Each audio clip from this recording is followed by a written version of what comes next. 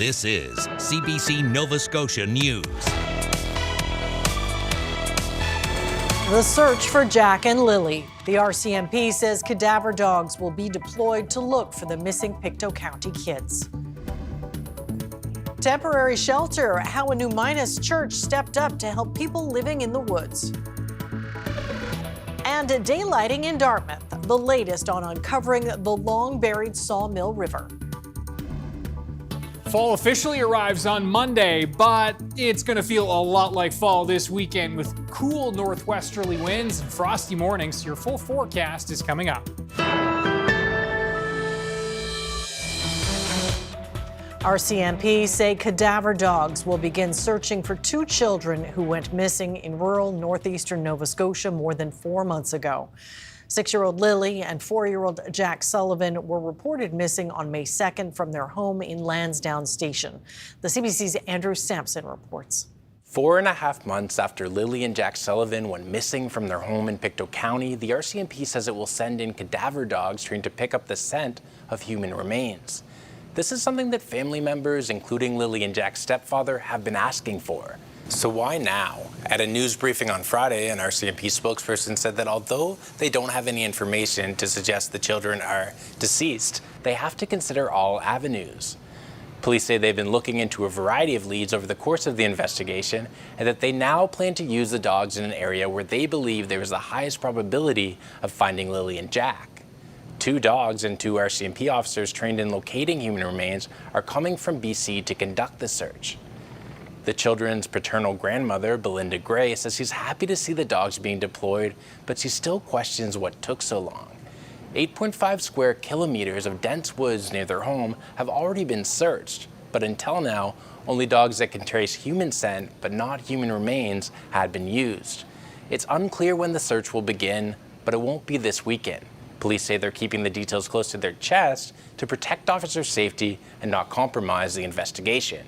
Andrew Sampson, CBC News, Halifax.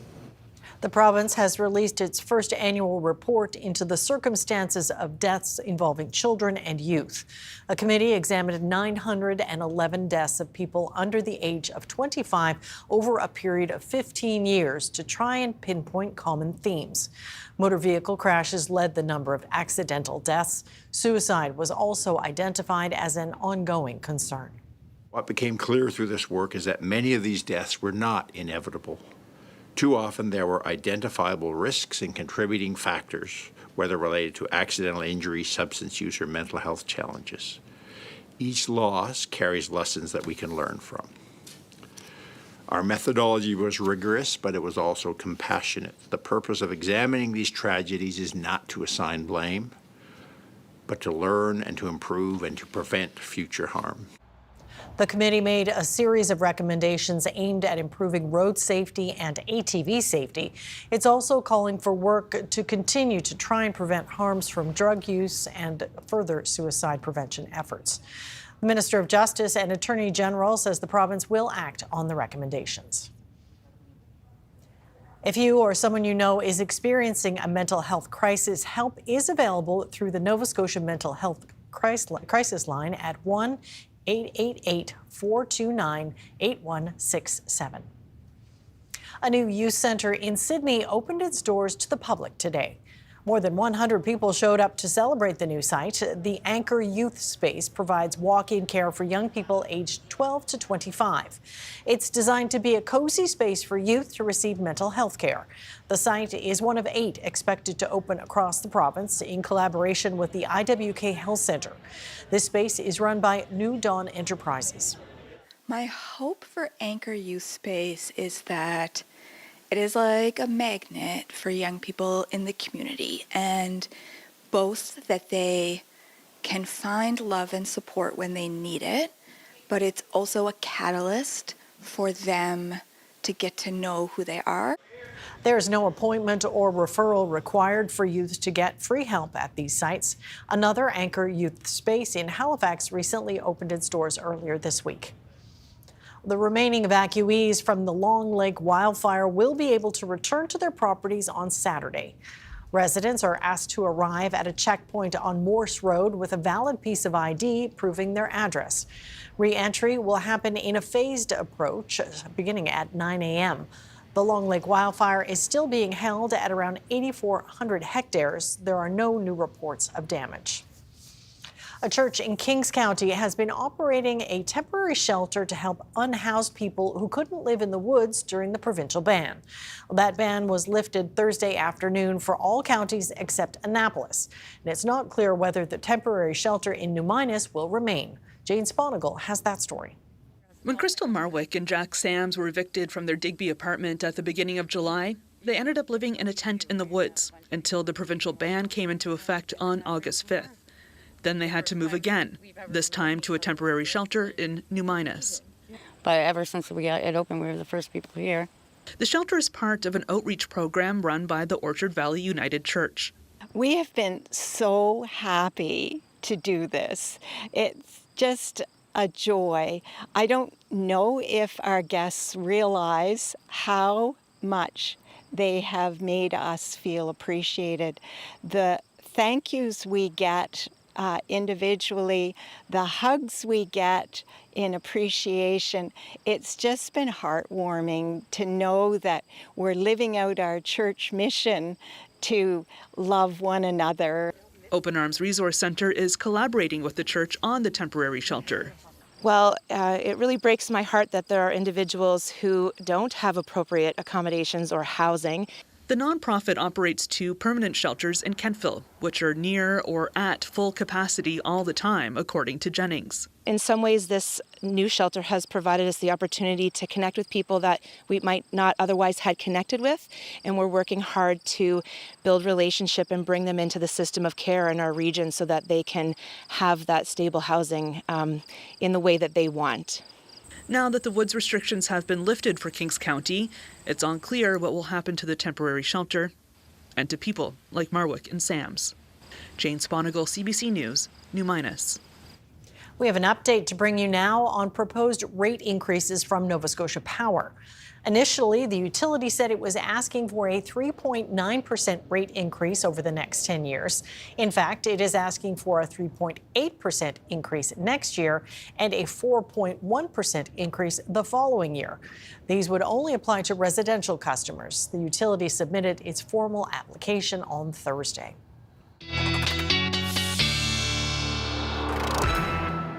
And Ryan's here with a first look at the weather. And yes, pumpkin spice season is upon us. Sweater weather, pumpkin spice latte season. Yeah, all the words to all the ways to describe what will be a very, very fall-like air mass this weekend and a fall-like feel.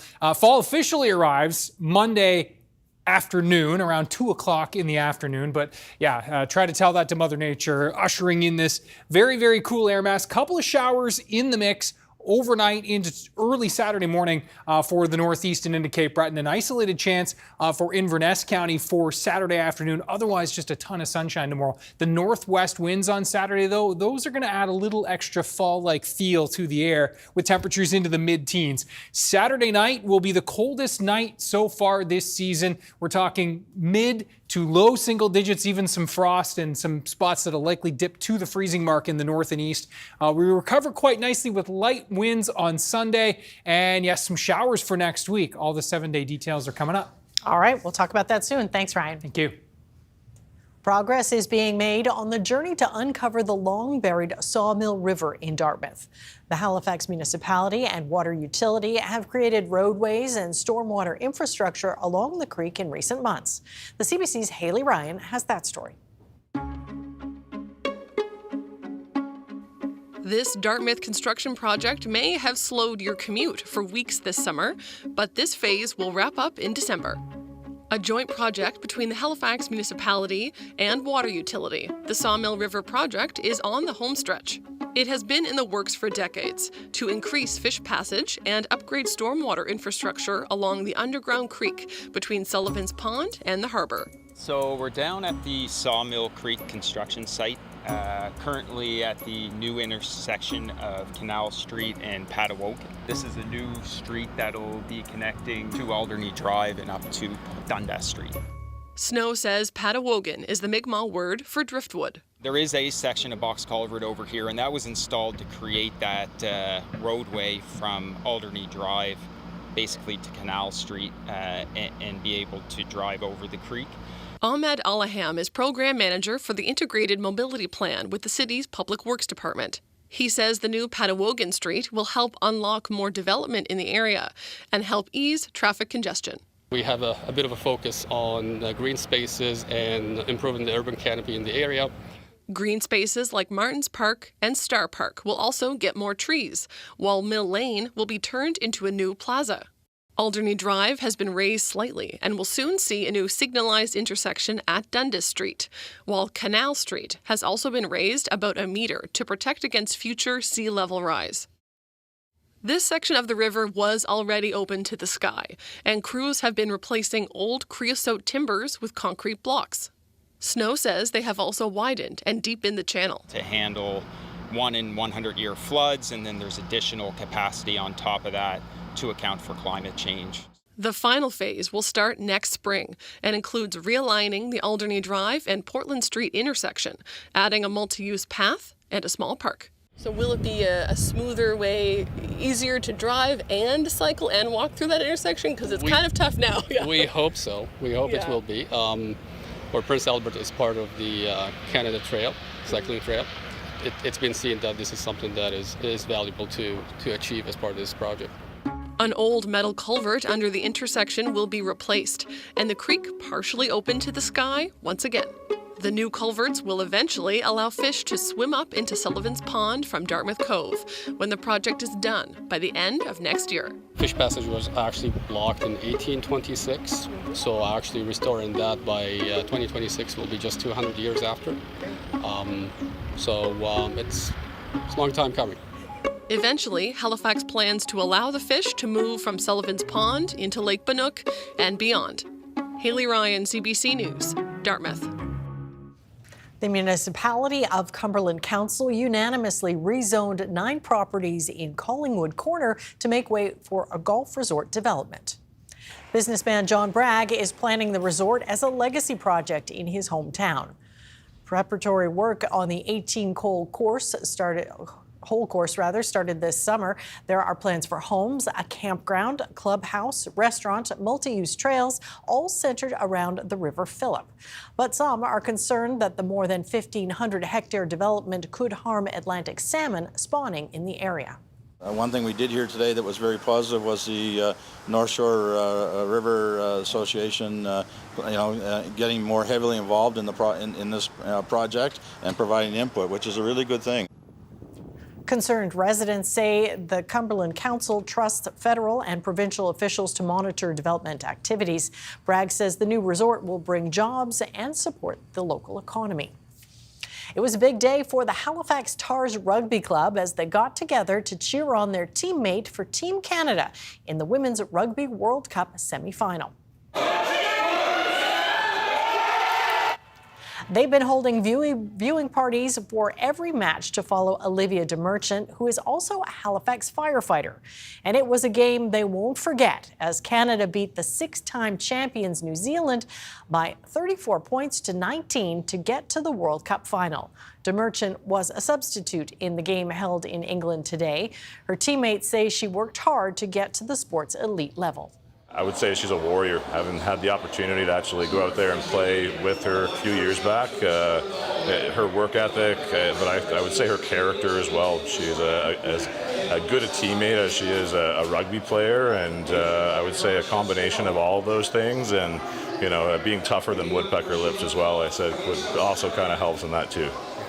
Canada now advances to the final next weekend. That will be against either England or France, who play in the other semi-final on Saturday. Giddy up! The Nova Scotia Stampede is back in action this weekend. In addition to rodeo events, there are also musical performances and plenty of food. There was a chili lunch on Friday, and the Kilted Chef was cooking up some Nova Scotia beef. According to an impact assessment, more than 6,500 people visited Truro for the inaugural event in 2024. The net economic impact was more than $2 million.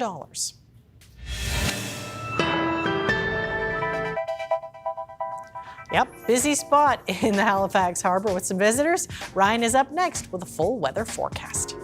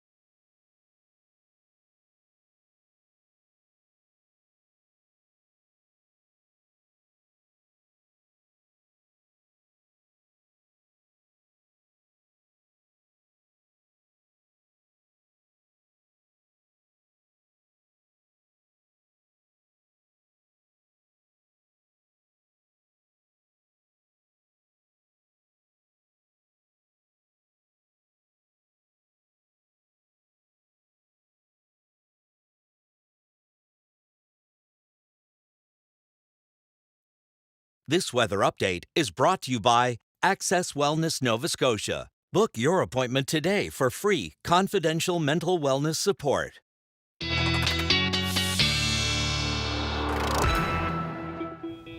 And Ryan is back with his full forecast. I think summer's paycheck may have to be docked because it checked out a couple days early. Yeah, that's right. Not much to complain about over the last few weeks, that's but true. You know what? You're right. A couple more days, especially for the weekend, right? I know. Maybe it would have been nice to squeeze out one more beach day. What are you going to do? But yes, definitely a beautiful weekend nonetheless, but we're going to feel very fall-like. Have a look at our current temperatures. And you can see we're down to, I'm losing my voice here, excuse me, down to 14 at Cheticamp, 15 in Ganesh, 15 at Sydney, yet still hanging on to the 20s in through the South Shore region where it is 22 degrees, Western Head and Shelburne, 21 at Kedzie and 20 at Greenwood. But those temps are going to be dropping as well. Note the winds, in from the north west, or shifting to the northwest, I should say, or the northerly winds right now, but will shift to the northwest overnight tonight. Sustained near 20 and through the Sydney area at last check. Not too gusty, gusting near 30 at Shelburne right now. Live shot. This is the Windsor Salt Marsh. Beautiful, beautiful evening there, but note that cloud way off in the distance. That cloud deck there looking a little ominous. This is facing straight north, and as we look at the satellite picture, as that front moves through, and that webcam looking north, this is what it's seeing here, is this cloud deck rolling in across Colchester and Cumberland right now. This is going to be moving through with a couple of showers with it for the North Shore and into Cape Breton as we move through the next couple of hours. That front will continue to sail off to the south and east. We're looking at high pressure moving in. It's going to make for a quiet night tonight, clear skies, though the winds are going to remain a little on the breezy side. Then the winds will really drop off Saturday night into Sunday. Note the fall air mass that is going to continue to spill into this region. Temperatures back near the 20s in through the prairies right now, and lots of warmth across the U.S. South. Now, as we look at the forecast for tonight, temperatures are going to be dropping generally into the 6 to 10 range. I think maybe low-lying areas will drop to about 4 in through the central towards the northern central areas and out towards the eastern parts of the mainland.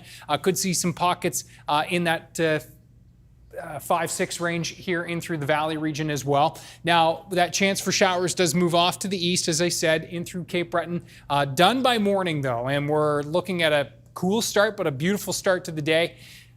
Onshore northerly winds will kick up some showers here through Inverness and Victoria counties on Saturday afternoon. Some clouds kicking up along the North Shore, but overall it is going to be a really, really quiet day for Saturday and a really nice day. And note Saturday evening, if you are going to be out, make sure you've grabbed that sweater or that fall jacket. You're going to need it for Saturday evening as temps are going to drop off in a hurry.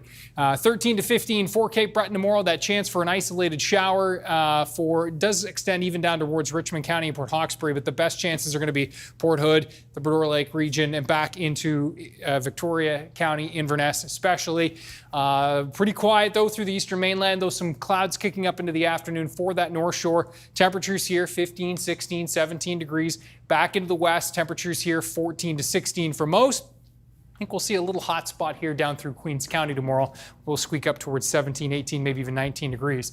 Now, Saturday night into Sunday morning, temperatures are going to be widespread 4 to 8 degrees, and low-lying areas will drop close to the freezing mark. We're talking 0 to 2, 3 degrees, especially northern, central, east, those inland low-lying areas. That's where it will get coolest. We'll recover quite nicely on Sunday afternoon with lots of sunshine, a bit of cloud kicking up, high cloud into the afternoon in through the south and west. Temperatures 16 to 18 degrees. That area of high pressure sails off to the east. This system passing to our south. Yes, I sound like a broken record over the last few weeks, and this one is going to miss us as well. We are watching this system here moving in for some of those showers midweek. And I don't even have to show you the future tracker here, though I will show it coming up later on with the hurricane tracker rather. I will show it later on with the viewer picture, but this is Gabrielle, and Gabrielle will be passing well to our south and east next week. So thankful there, because Gabrielle is going to be a hurricane by the time it does track up in towards our neck of the woods, so we don't need that. Fall arrives on Monday, as we said, kicking up the clouds on Tuesday with a pretty good chance for showers on Wednesday, Amy. Yeah, we'll take those for sure. Yeah. All right. Thank you, Ryan. Thank you.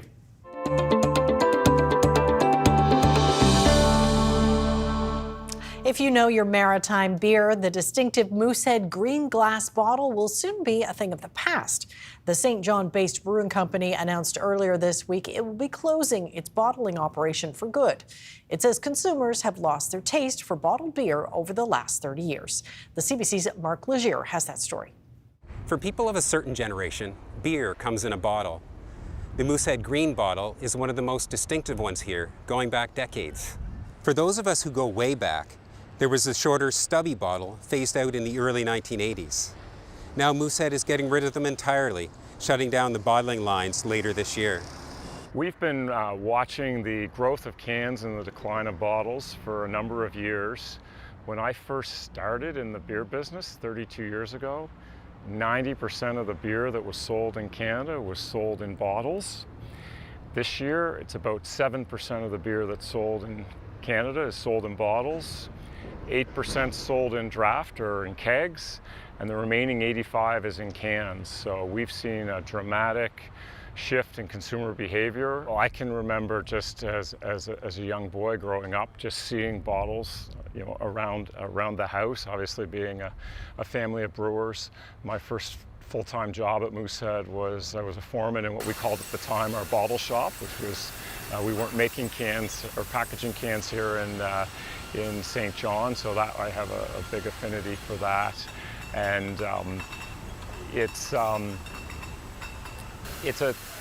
the Moosehead green bottle is a part of our history, but you have to honor your history, but you also have to look forward. So I had a chat last week with a former employee, someone who retired about 10 years ago, and when I mentioned this to them, they sort of were surprised, and then they said, yeah, I probably haven't drunk out of a bottle in like 5 years. And so I think the initial shock that we're seeing, particularly sort of online and talking to consumers, is a little bit of a surprise, but then as they reflect back, they're like, yeah, I can understand why that decision's been made. The can has a lot of advantages over the bottle. From a consumer point of view, it takes up less space. It's much more flexible. You can use it in so many different occasions, particularly outside, that you can't do. And then from a brewer perspective, the can is better for product quality. It's less, it's impossible for light. It's a lot harder for oxygen to enter, which both have an effect on beer. Coming up, staying in the game, how a national organization is encouraging girls to keep playing sports past adolescence.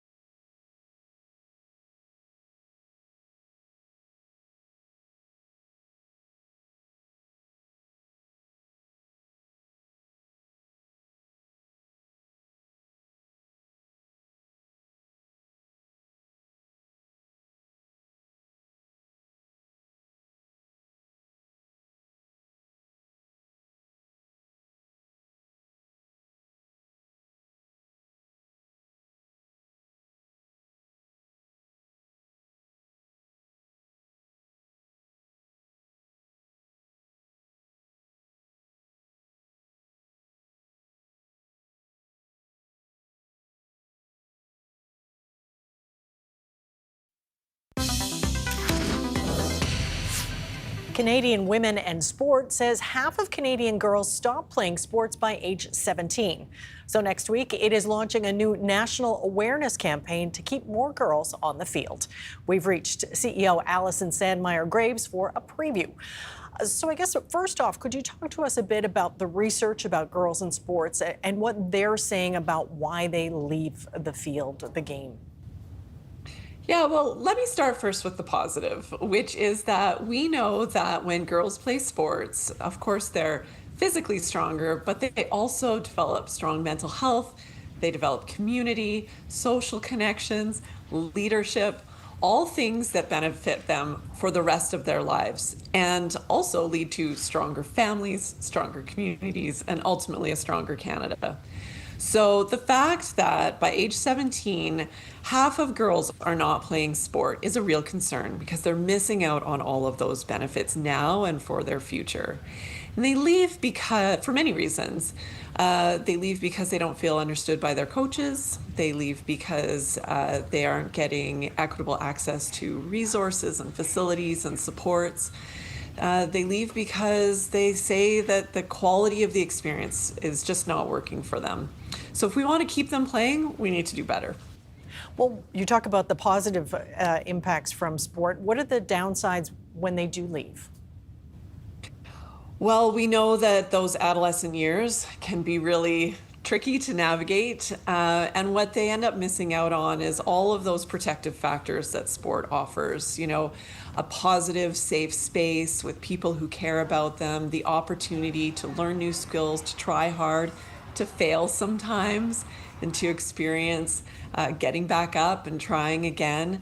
All of these opportunities to develop and practice skills and to have experiences that ultimately enrich their capacity to navigate those teen years, but also equip them with essential skills and experiences that last for a lifetime. Well, how do you think your campaign can have a role in keeping girls, young women in sports? So the campaign really flips the script, if you will. We're all used to an adult coach and young athletes. In this case, we're putting the girls in the driver's seat, really because they are experts on their experience, they're experts on their needs and interests, and it's important for us to listen to them, to hear what they're asking for, to really make that sport experience work for them, and then to act on it. So the girls are the coaches in this instance, and we're calling on sport leaders of all kinds. We know that's parents who are coaches. We know that's board members. It's sponsors, whether those are the big brands we all know in Canada or local community companies. If you have a role to play in sport, you have a role to play in making sport better for girls and keeping them playing. Now, school sports have started up again. How much did that play into the timing of your campaign? Well, while we know that sport runs year-round, there is very much sort of a back to school, back to sport time in September. And it's the perfect time to pursue some learning, to pursue some education. We can all learn throughout our lives, and this is an opportunity for the adults in charge of sport to go back to school, if you will, and to engage in some learning, which is all freely available on our website at keepgirlsplaying.ca. Well, what kind of resources can players, parents, and coaches find there? So we have a little something for everyone. If you're a coach, there are workshops that you can sign up for that really deepen your understanding of what girls are looking for and how to be the best possible coach for them.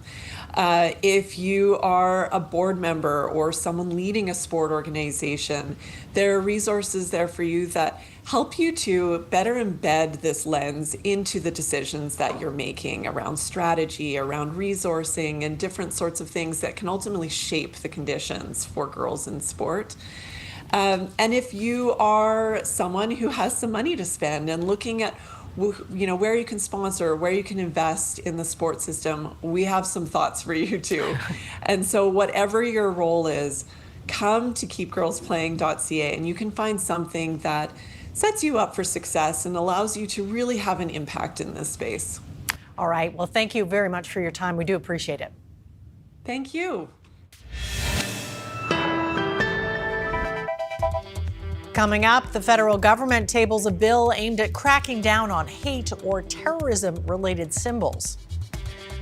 And as late-night TV hosts band together to support Jimmy Kimmel, there's growing concern other networks will fold under pressure from the Trump administration.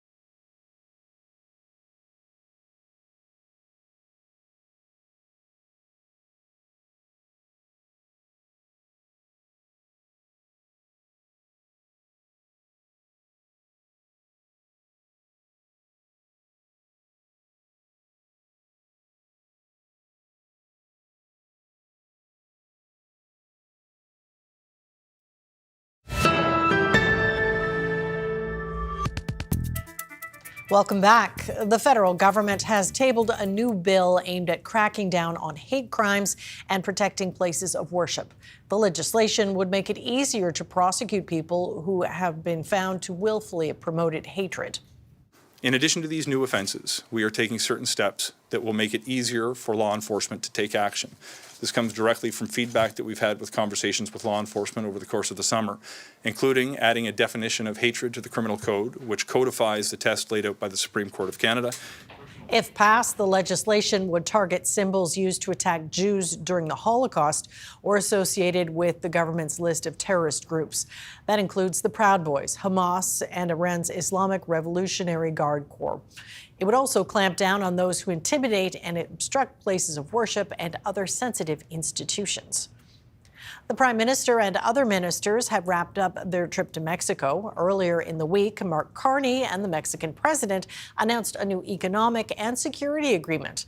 Now the attention turns to trade with the United States. Evan Dyer is traveling with the Prime Minister and has news on the next step. Well, we learned a little bit of news this morning in Mexico City.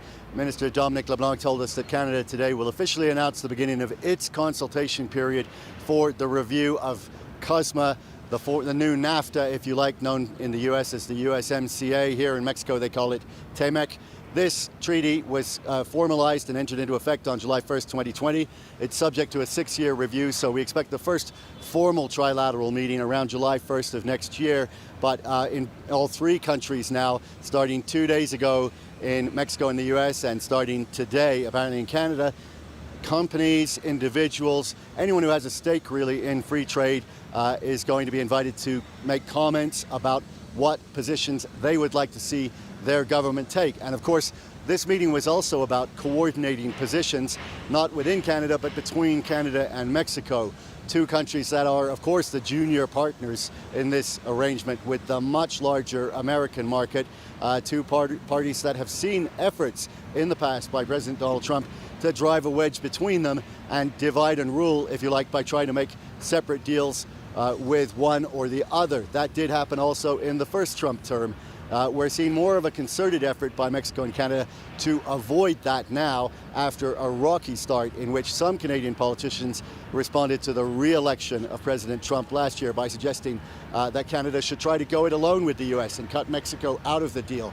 We're seeing now a concerted effort also, not just to coordinate negotiations with the U.S., but also to increase bilateral trade between Mexico and Canada, currently worth about $56 billion a year, which is only about 5% of what Canada trades with the U.S. So there's certainly room for growth, although no one has any illusion that it could ever replace that $1 trillion trade that Canada does with the United States on an annual basis. Evan Dyer, CBC News, Mexico City. Late-night TV hosts are banding together to support Jimmy Kimmel. ABC suspended his show earlier this week after he commented on the MAGA reaction to the killing of conservative activist Charlie Kirk. As Eli Glasner explains, the worry now is that networks will fold even more to pressure from the Trump administration. After ABC suspended Kimmel's show, comedians are ringing the alarm bell. This is what authoritarianism looks like. Look, if they can come for Kimmel, they can come for anybody. It's more than just a notable moment. It's a scary moment. Bill Carter writes about late-night television and has followed the Nexstar Media Group, which operates dozens of ABC affiliate stations, and was the first to announce it was preempting Kimmel.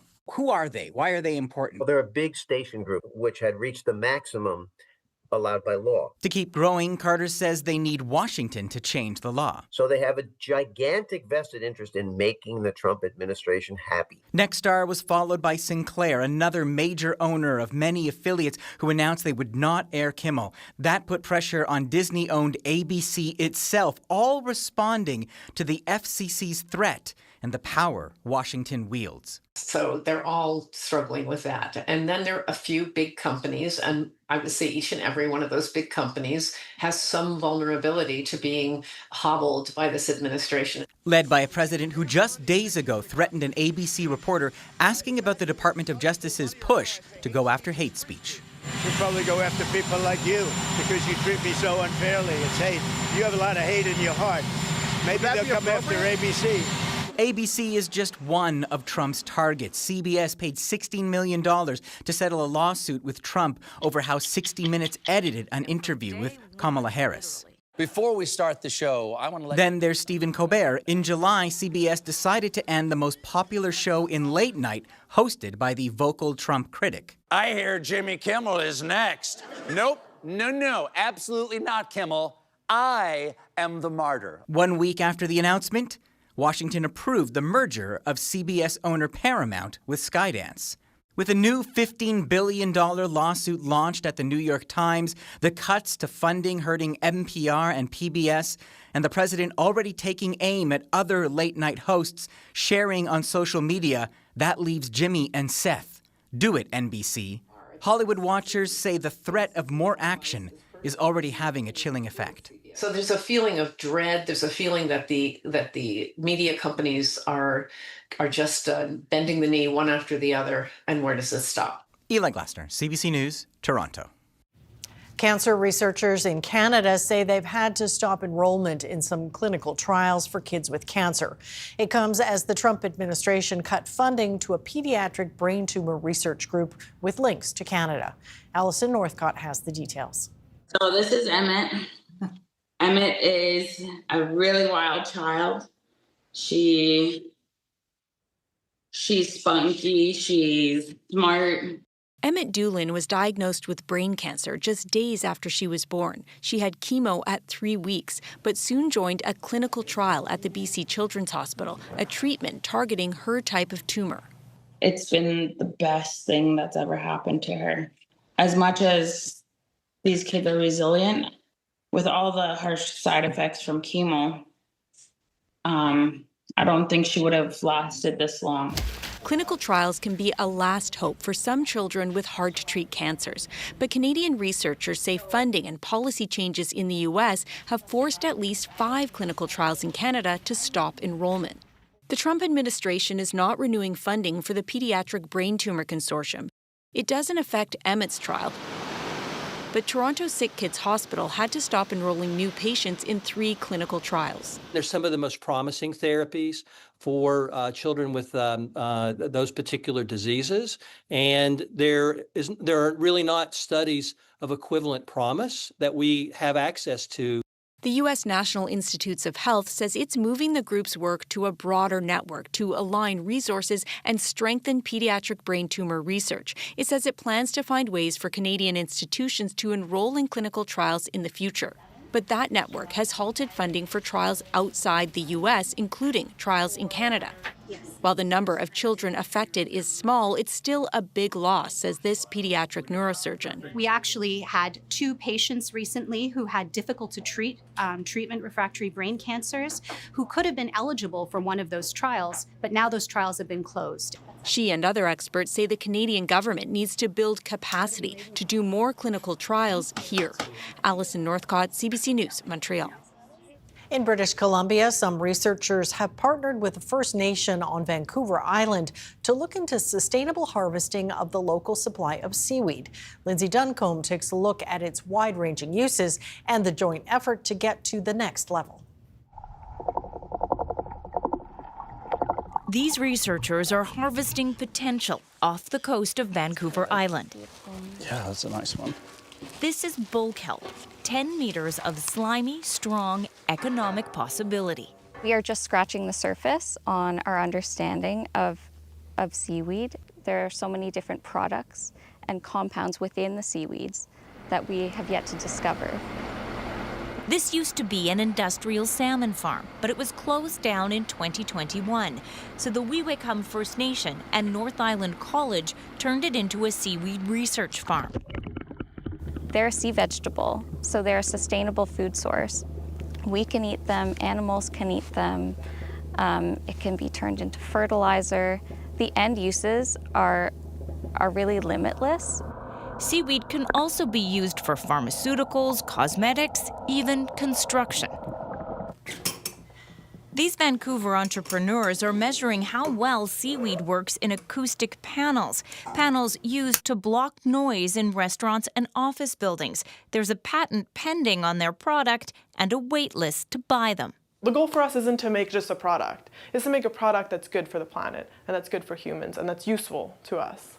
For all of the possibilities, there is some concern that moving to a more industrial seaweed harvest could do more harm than good. No one expects British Columbia to ever have the scale of seaweed farms you see in Asia, with their huge environmental footprint and low labor costs. But the David Suzuki Foundation warns an expanded industry could have negative effects on the ocean. That's why the Wewicum First Nation isn't introducing any new species at its kelp farm, just planting more of what was already there. The chief sees potential. It produces a product that we're proud to stand behind, that it's responsible socially, environmentally, and it's employing our people. And of course, it has to make money. Much of this research is currently funded by governments. The hope is that investors will see potential too, to scale up sustainably. Lindsay Duncombe, CBC News, north of Campbell River. If pumpkins are part of your fall tradition, you might have to adjust your expectations this year. Weather conditions for the orange squash have been less than ideal in much of the country. That means fewer pumpkins with an inconsistent appearance. Sarah Levitt reports.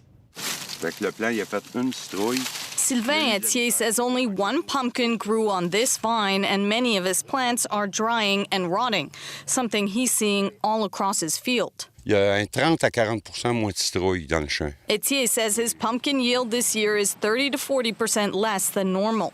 Heavy rain in early July, followed by almost no rain for a month and a half, made for unhealthy fruit. It's a problem many pumpkin farmers are facing, particularly in eastern Canada.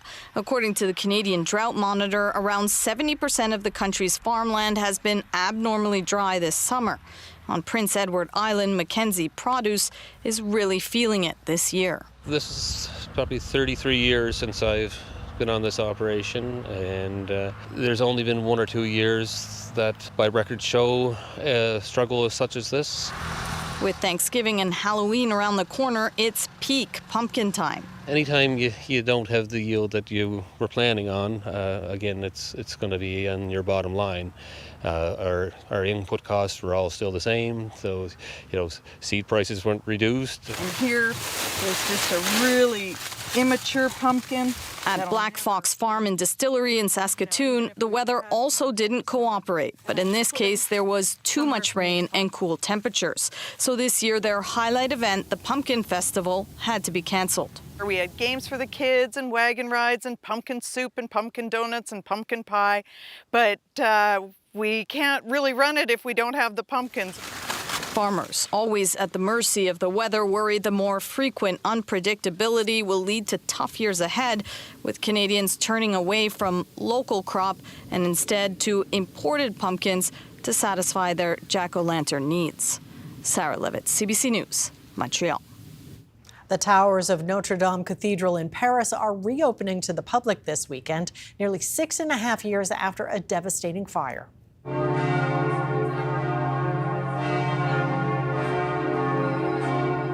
French President Emmanuel Macron joined workers and restoration teams to mark the occasion, calling it a symbol of resilience and hope for France.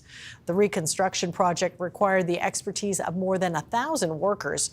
1,200 oak trees were used to rebuild the cathedral's roof. The medieval cathedral was officially reopened last December with a ceremony attended by world leaders. Canada's main stock index ended the week with a more than 300-point jump, while markets south of the border also saw big gains. Here's a look at the numbers as we go to break.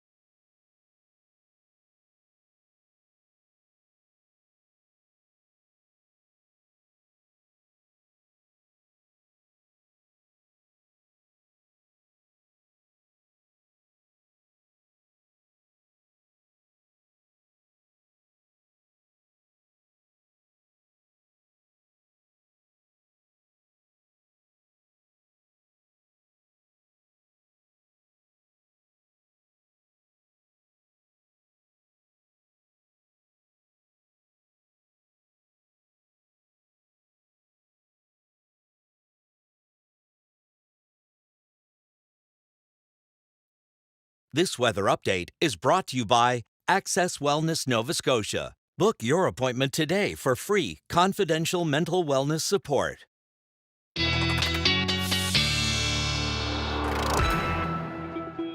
All right, we've been kind of playing a game all week. Where is the viewer picture from? So a bit of a mystery. It's a little spice to the end of the show, right? That's right, absolutely. So Cape Breton, a couple of nights, South Shore, and I guess the Valley yesterday. Yeah. So you got to be right eventually, yeah, right? exactly. Back to the Valley, and yes, a beautiful spot, Halls Harbor. Oh yeah. And have a look at this. Isn't that amazing? Yes, looking out over the water. Beautiful shot there from Gail. Thank you so much, Gail, and thanks for the kind words, Gail. Really appreciate it. Ryan's picks at cbc.ca.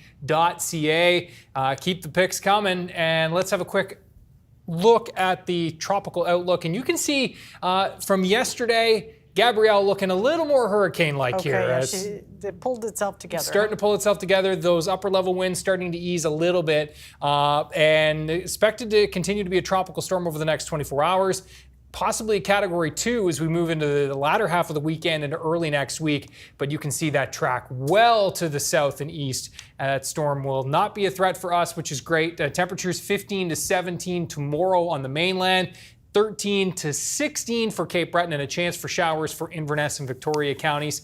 And then for Sunday, we've got temperatures in the 16 to 18 range across the province. Pretty nice indeed. A little more tolerable for this is, it's all tolerable, but a little milder for Sunday. And there's that area of high pressure that will continue to dominate. We will kick up the clouds on Monday a little bit to welcome in fall. Tuesday, increasing clouds, showers Tuesday night into Wednesday, but not bad as we work our way through the first week of fall. Looking pretty good. Well, 12 iconic toys are in competition right now for a place in the National Toy Hall of Fame, and one Canadian game stands out. Trivial Pursuit, the all-time classic trivia board game. It was created by two Canadian journalists in 1979 and quickly became a global sensation, selling over 100 million copies in dozens of languages. It's up against another classic, other classic contenders like Battleship, Connect 4, and the Star Wars lightsaber, among others. Voting ends next week with the winning toys set to be announced in November. Go Trivial Pursuit. Yes, exactly. And that is it for us tonight. Thanks for watching. We'll see you next time. Have a great weekend.